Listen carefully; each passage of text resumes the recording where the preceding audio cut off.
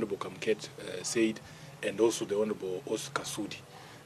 The truth is that we know now that they understand that this thing, it is irreversible now. The damage that this government has done to its own reputation is irreversible.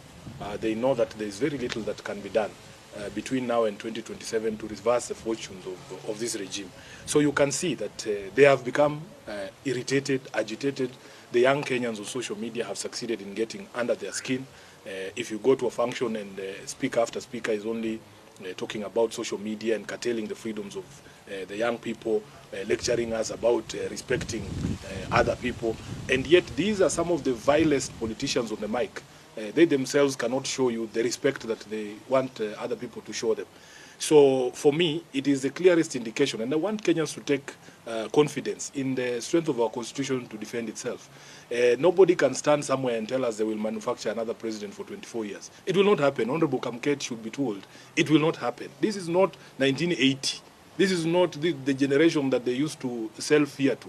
The Kenyan of today is a Kenyan who understands the constitution, their rights. They know for a fact that you cannot impose yourself on Kenyans.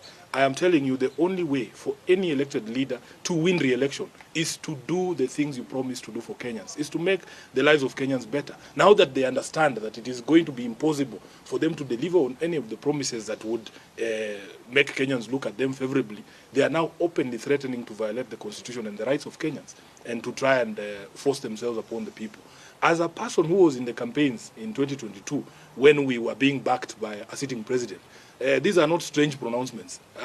They are very familiar, because there are people in our camp who used to speak the way Kina Kamket are speaking and telling the country, oh, hii kitu imeenda, oh, there's nothing you can do, tutanyorosha wewe, hatuwezi kuachia mwizi. But I'm telling you, with the sort of anger that Kenyans have, the day a Kenyan is given a ballot paper like this, once he crosses against your name and puts it in the ballot box, that's the end of the day.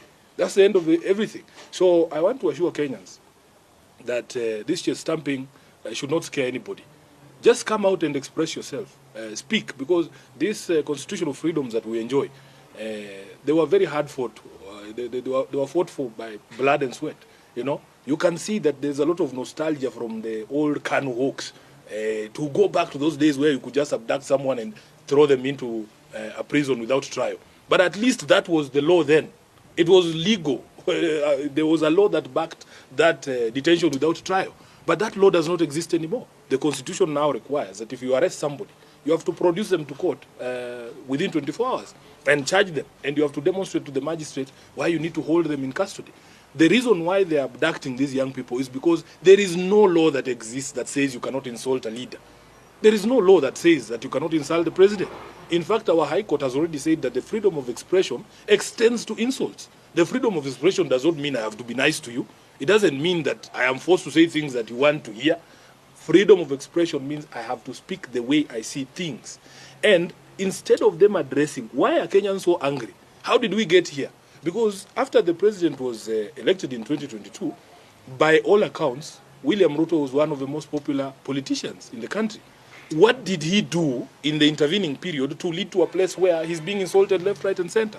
Instead of addressing those questions, the cause, they are addressing the symptoms. And I can tell you, for as long as your policies and the actions of your government continue to make life more difficult for Kenyans, for as long as you don't demonstrate respect for the people, for as long as your court jesters, the ones you are talking about, are speaking to Kenyans in the way that they are speaking to them, then nobody's going to respect you. Respect is earned. It's not something you force. You cannot force people to respect you.